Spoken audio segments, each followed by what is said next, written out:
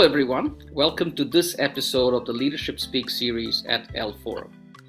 As you can see, clearly my participant and I are sporting our club's colors as we have won the IPL. And so it's a very happy day for both of us. So without fifth time, yes.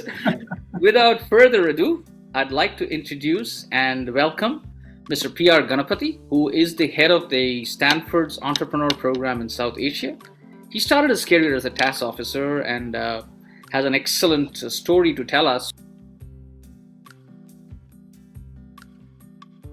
Appreciate the opportunity to chat today. I think I've been one of those people who is still trying to figure out what he wants to be when he grows up. And as a result, I've been trying many different things. I was all set to join the Air Force like my father before me.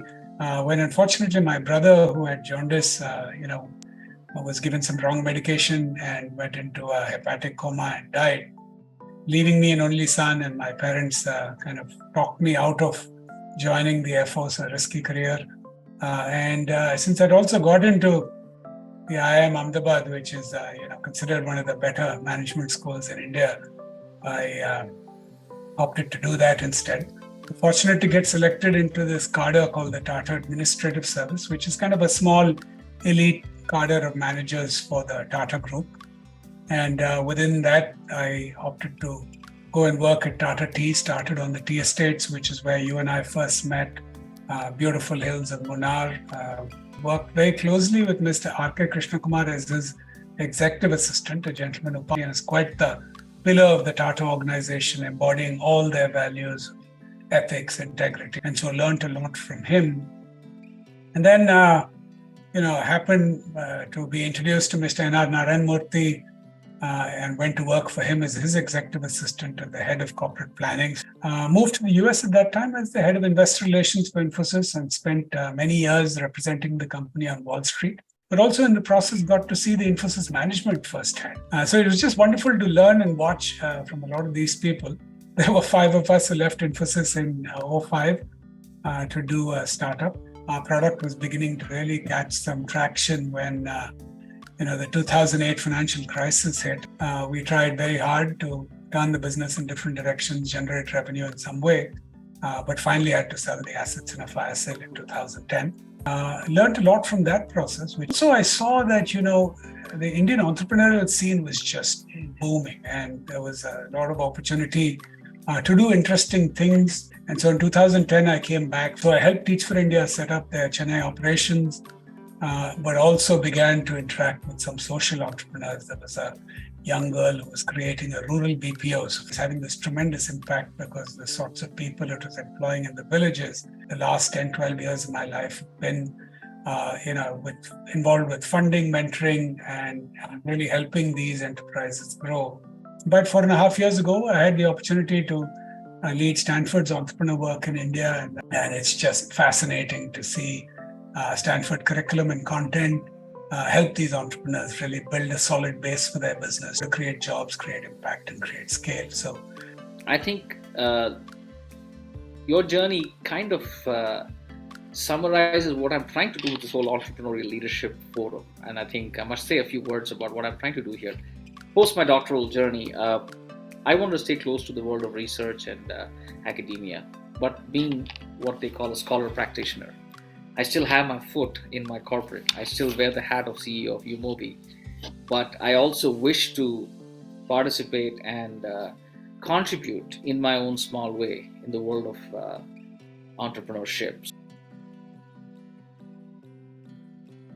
At Stanford, we like to talk about this concept of heroic versus post-heroic leadership, right? The heroic leader is the person who shows up on Monday morning with his cape and everybody comes to him or her with their problems, and this heroic leader kind of hands out solutions without realizing that every time you solve those problems for your team, you've lost an opportunity in which you created the capability or the confidence or the strength to solve those problems themselves. And so what we try and encourage people to do is to start thinking of themselves as post-heroic leaders. Empowerment is when you not just delegate, it's not just a question of handing off, but you delegate to somebody after you've invested the time and effort in building their capacity to make that decision confidently. And you've also consciously built into yourself the ability to accept that they will sometimes get it wrong. So post-heroic leaders really spend a lot of time developing people around them and then delegating to them.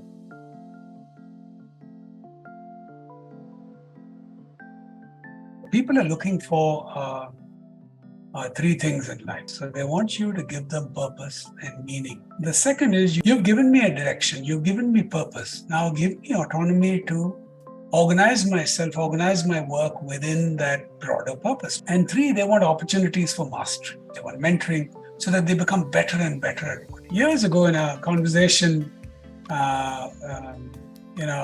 with my father, who was on the local governor's, Veterans Welfare Committee, we realized that there's a lot of money raised in the name of veterans, which is not spent on veteran welfare, because veterans don't know these schemes exist or how to apply for benefit from these schemes. This young former Teach for India fellow, Aniket Dogar, who wrote in, I just gave Aniket the ball, and man, ideas are cheap, execution is everything. Aniket has executed so well. Have reached a point where about 3 million families have got 5,000 crores in government benefits as a result of that organization. And so that for me is exhibit A of empowerment.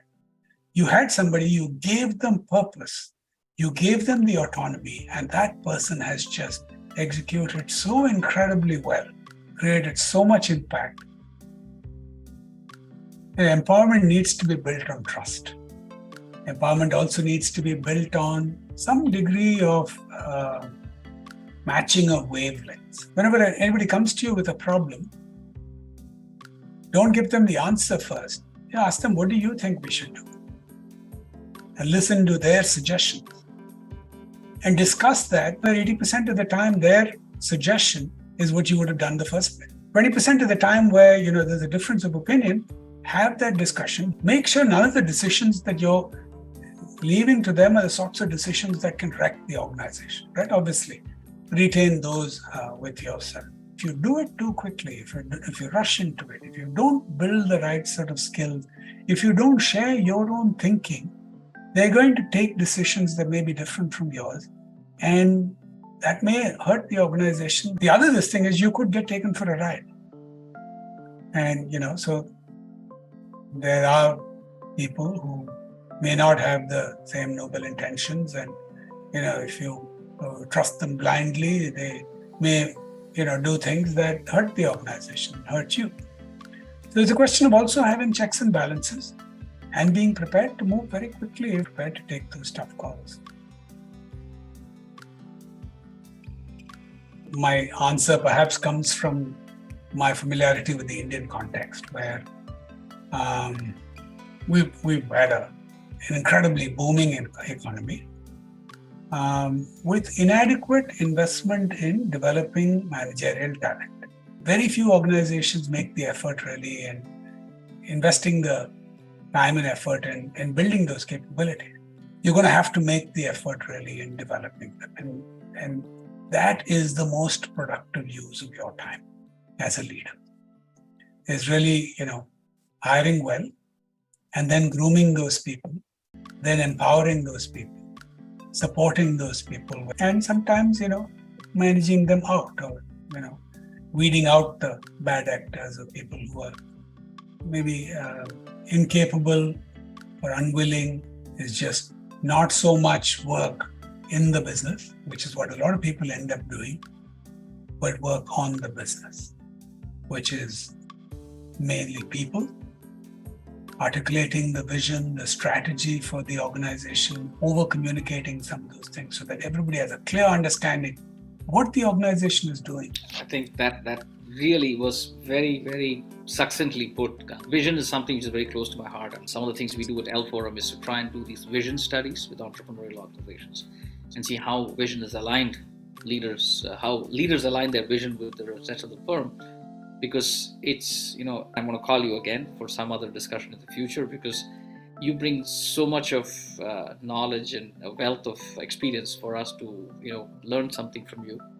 So thank you for your time. So I wish your all of your social enterprises and all your enterprises all success, and thank you for supporting us, and I hope you'll participate more actively in the L Forum events in the future as well.